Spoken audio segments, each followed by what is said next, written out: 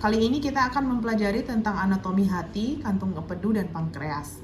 Pembahasan yang akan kita lihat di sini pertama adalah bagian yang warna merah ini kita sebut sebagai hati atau liver, kemudian ini adalah kandung empedu, serta satu lagi yang organ akan kita pelajari hari ini adalah pankreas. Kita pelajari pertama mengenai anatomi hati. Hati atau kata lain liver atau hepar disebut juga dengan hepato atau hepatik. Ketiga nama ini adalah nama lain dari hati. Hati berasal dari bahasa Yunani yang berasal dari kata hepato atau hepatik. Dia adalah organ lembut yang berwarna kemerahan. Kemudian hati merupakan organ kedua terbesar setelah kulit dan kelenjar terbesar dalam tubuh manusia. Jadi setelah kulit, maka hati adalah organ terbesar. Yang utamanya berisi nutrisi dalam bentuk komponen darah. Jadi darah yang berada di dalam hati berisi nutrisi. Hati adalah organ visceral terberat yang letaknya ada di bawah iga. Jadi iga adalah tulang yang ada di dalam rongga dada. Jadi di situ dikatakan bahwa organ terberat, organ dalamnya adalah hati. Selain di dalam iganya ada paru-paru, jantung, dan beberapa organ lainnya. Untuk berat dewasa normalnya 1,3 sampai 3 kg. Hal ini dipengaruhi oleh berat badan orang tersebut. Semakin besar berat badannya, terutama dengan kandungan protein yang ada di badannya. Jadi kalau badannya lebih berotot, maka berat dari hati akan semakin berat. Jadi 3 kg adalah berat hati yang paling besar. Pada ukuran bayi, jadi karena bayi ini ukurannya memang kecil, jadi di dalam organ visceral di dalam perutnya memang bagian terbesarnya adalah hati. Jadi dibandingkan ukuran tubuhnya, hatinya ukurannya lebih besar. Dia adalah yang besar terutama di daerah yang lobus kiri. Jadi karena dua lobus kanan dan kiri, ukuran yang sebelah kiri lebih besar terutama pada bayi. Untuk hubungan dengan organ sekitar, bagian atas dari hati, batas atasnya adalah diafragma. Kemudian bagian kirinya adalah lambung. Kemudian depan kanan belakang adalah iga. Jadi tulang iga adalah bagian depan di kanan belakangnya. Kemudian bagian bawah adalah cekungan akibat penekangan organ lain. Ini adalah bagian untuk batasan kiri. Dapat dibayangkan bagian kiri, belakang, depan dan bawah dia berbatasan dengan lambung, ginjal, kemudian ada kandung empedu, duodenum, ada kolon flexura hepatica. Kemudian dia juga terdapat lubang, jadi celah yang memang berada pada hati, biasanya dikelilingi oleh kapsula Glisoni. Jadi di situ ada celah itu berisi untuk masuknya arteri hepatika, kemudian ada vena porta dan ada nervus hepatica. Kemudian di sana juga ada tempat keluar dari ductus hepaticus, kemudian vena hepatica dan saluran limf. Hati ini memiliki struktur dari luar ke dalam. Untuk jaringan utamanya adalah jaringan fibrosus, yaitu kapsula Glisoni. Kemudian dia juga memiliki parenkim hati. Parenkim hati ini berisi pertama adalah sel hepatosit, kemudian ada sinusoid dan sirkulasi biliar. Jadi parenkim hati ini isinya ada 3 komponen ini. Kemudian untuk bagian kanan dia ada 2 bagian, kanan dan kiri. Kanan itu ukurannya lebih besar. Kemudian bagian kanan adalah kanan atas, kemudian lobus caudatus dan lobus quadratus. Ini adalah bagian-bagian dari lobus kanan. Sedangkan lobus kiri juga ada, dia antara kanan dan kiri dipisahkan oleh ligamen atau lapisan atau selaput pembatas disebut sebagai ligamen falciform.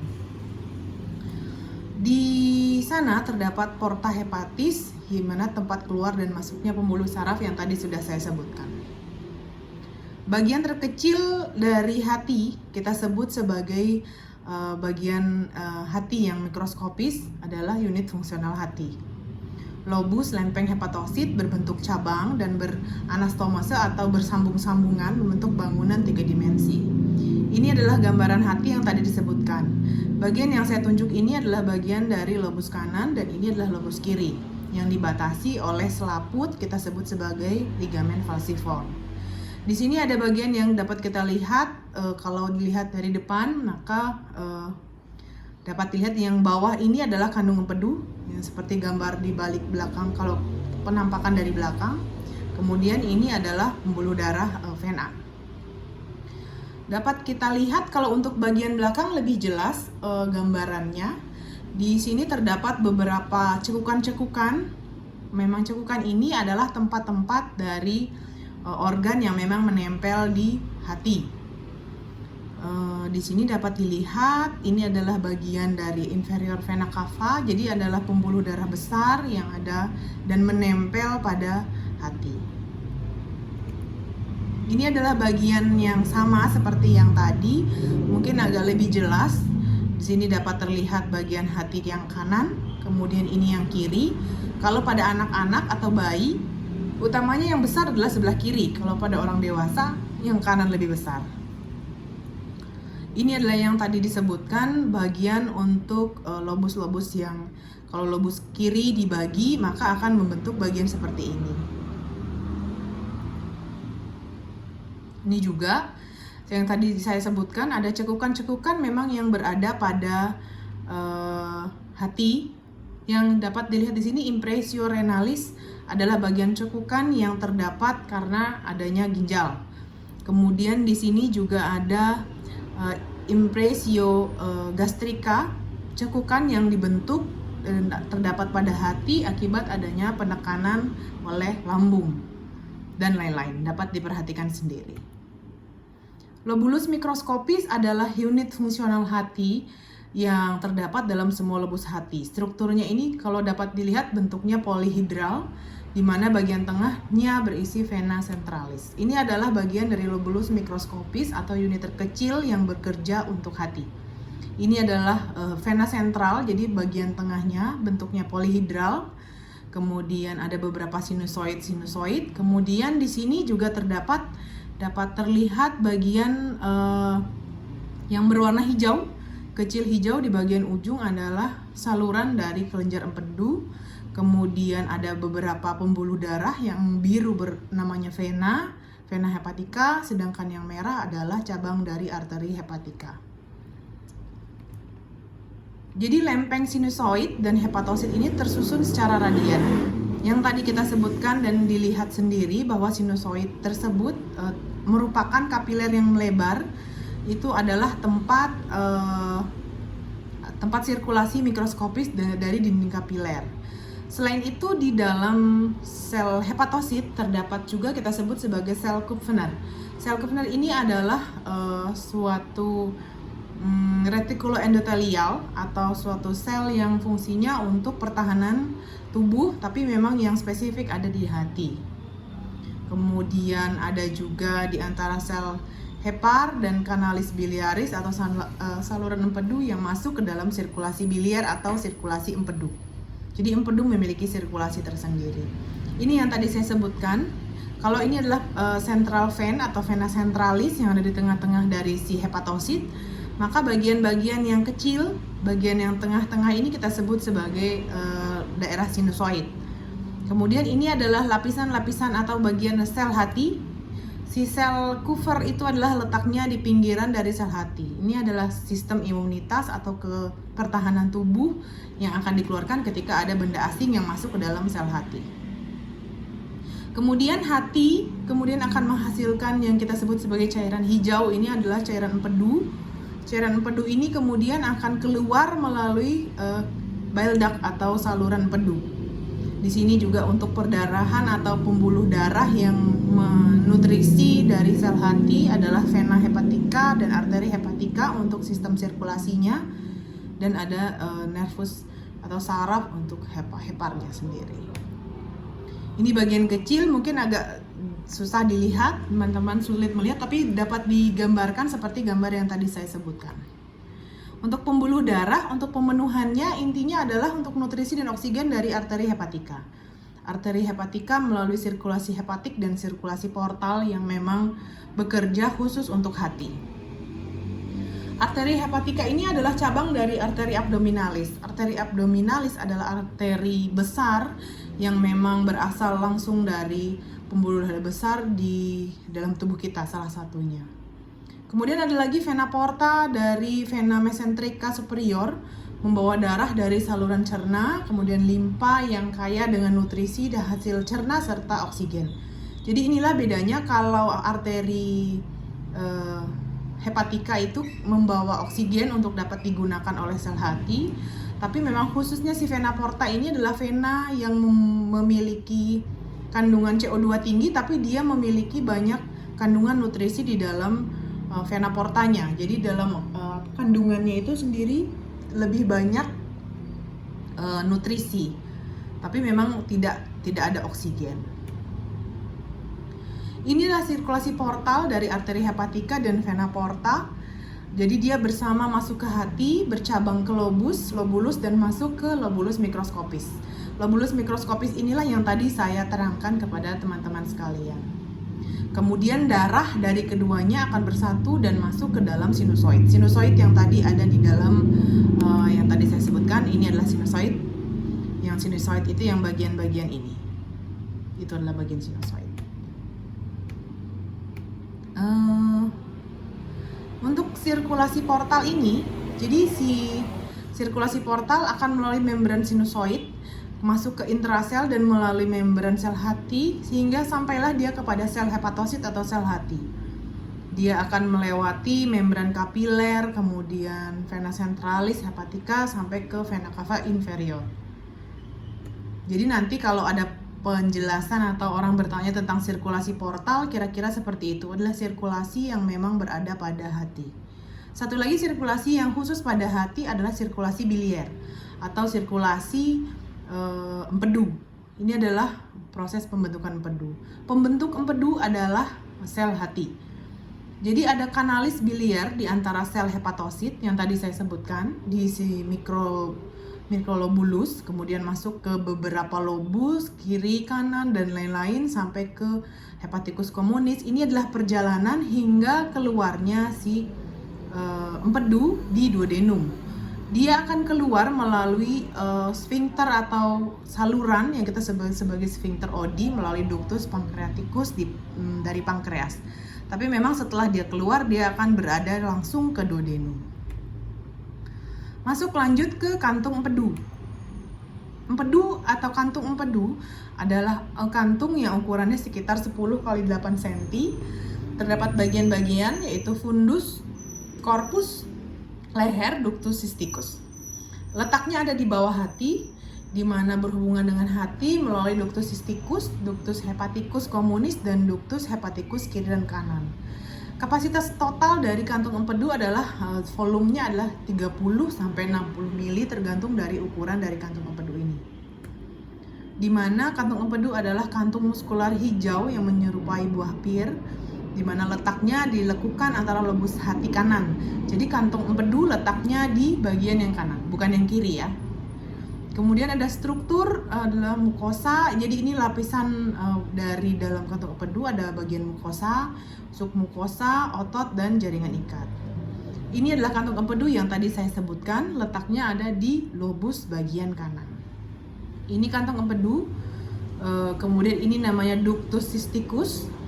Ductus yang besar ini kita sebut sebagai ductus yang common bile duct yang akan keluar di sini namanya sphincter Oddi. Dia keluar berada di duodenum. Jadi sekresi atau empedu akan dikeluarkan di duodenum bersama dengan kelenjar yang dihasilkan oleh pankreas bersama-sama di duodenum melalui sphincter Oddi. Dapat kita lihat di sini. Ini yang harus kalian ketahui sebagai sphincter Oddi. Jadi kalau terdapat gangguan pada duodenum dan dilakukan potongan atau reseksi pada bagian duodenum, maka hal yang dapat terjadi pertama adalah gangguan dari sekresi atau tempat keluarnya empedu serta gangguan dari keluarnya pankreas. Karena memang si sphincter ini bekerja dua fungsi, mengeluarkan empedu dan mengeluarkan hasil sekresi dari kelenjar pankreas. Ini dapat kita lihat dari gambar ini dia kandung empedu.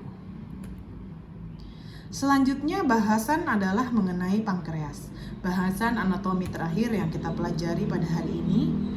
Dia adalah kelenjar yang besar di balik curvatura mayor dari lambung. Masih ingat curvatura mayor? Curvatura mayor adalah lekukan besar dari bagian lambung. Di situ terdapat kelenjar. Kelenjarnya ada dua macam. Pertama adalah kelenjar endokrin dan satu lagi adalah kelenjar eksokrin. Untuk kelenjar endokrin yang dihasilkan oleh pankreas adalah hormon insulin yang terkait dengan orang sakit DM, begitu juga dengan glukagon. Jadi ini dua kaitannya erat dengan produksi dan metabolisme dari karbohidrat. Satu lagi bernama kelenjar eksokrin. Kelenjar endokrin akan menghasilkan hormon, sedangkan kelenjar eksokrin utamanya menghasilkan enzim.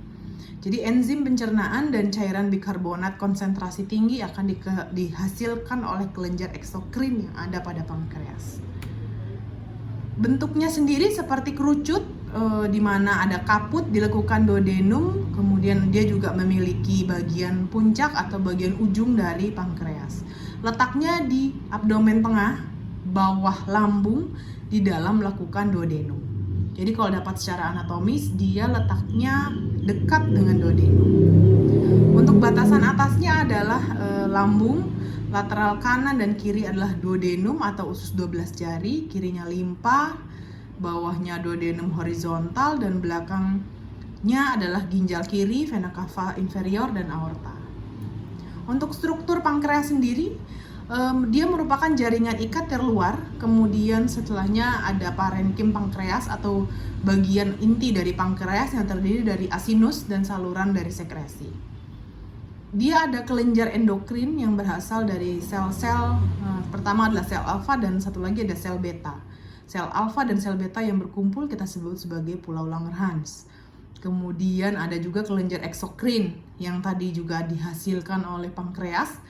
Dia memiliki saluran, jadi bedanya endokrin dengan eksokrin. Kalau endokrin, dia adalah kelenjar yang tidak memiliki saluran, sehingga untuk beredar di dalam tubuh kita, dia membutuhkan pembuluh darah. Jadi dia harus dikeluarkan dulu di pembuluh darah, kemudian dia dapat bekerja ke organ target kalau dia dapat memasuki pembuluh darah kita. Sedangkan kelenjar eksokrin dia memiliki saluran sendiri.